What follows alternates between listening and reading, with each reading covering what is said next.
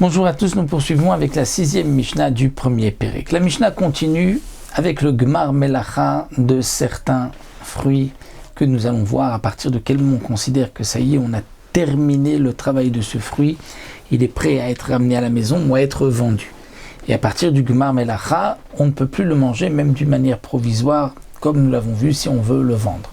Alors à Péred, le Péred ce sont des grains de grenades qui ont séché, vatsimukim, ou alors du raisin sec, vacharouvim et le caroubier, le caroub, mishi amid arema. À partir du moment où après les avoir fait sécher, on va amid arema, c'est-à-dire on va en faire un tas. À partir de ce moment-là, on considère que c'est le gmar melacha. À Betsalim, les oignons, misheye fakel, à partir du moment où on va enlever les feuilles, les mauvaises écorces, dit le Barthénora.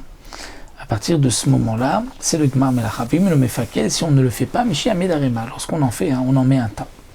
Atevoa, Michi Marer, la récolte, c'est lorsque on va mettre un tas de récolte, donc après avoir séparé le grain de livret, on a enlevé donc le blé, il est prêt, on en a fait un tas, et on avait l'habitude aussi de aplatir le tas, c'est ce qu'on appelait le miroir pour embellir le tas. À partir du miroir, il y a un gmar melacha, vimino memarer, si on ne le fait pas, alors atchamid arema, c'est lorsqu'on a mis le tas. À kitniot, les légumineux, ce qui rentre dans la nourriture des kitniot, miché yichbor.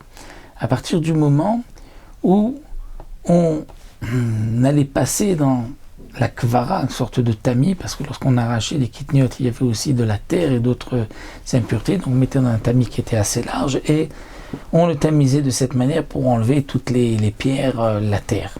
Vimeno cover, si on ne le fait pas, chimaria, lorsque on va faire un tas.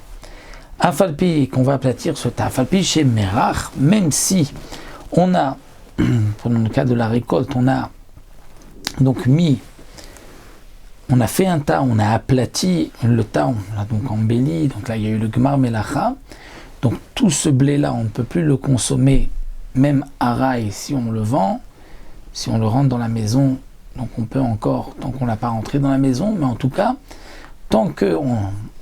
même si on a fait le miroir, notel mina kutaim, on a le droit de prendre des kutaim, c'est-à-dire les épis, qu'on n'a pas écrasé, qu'on n'a pas séparé le grain de livret, ou minat stadim, ou des grains qui ne sont pas dans le tas, qui sont sur les côtés, ou mimash betor hateven, ou des grains de blé qui sont encore mélangés avec la paille, veochel, on pourra en manger, parce que sur ces grains-là, il n'y a pas eu encore de gmar melacha. Le gmar melacha se fait là où il y a le tas.